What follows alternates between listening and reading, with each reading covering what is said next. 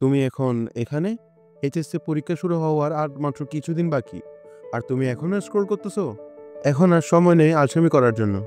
আর মাত্র কিছুদিন বাকি তোমার লাইফ চেঞ্জ করার জন্য।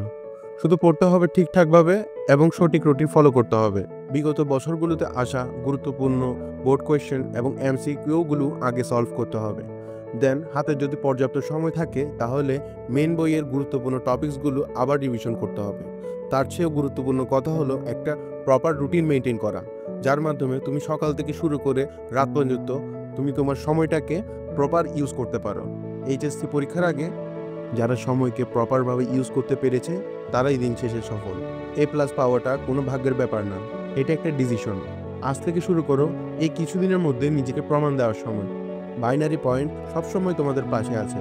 শুধু ক্লাস না, ক্লিয়ার গাইডলাইন, প্রপার রিভিশন তোমার এইচএসসি যাত্রার সত্যিকারের সহযাত্রী হিসেবে।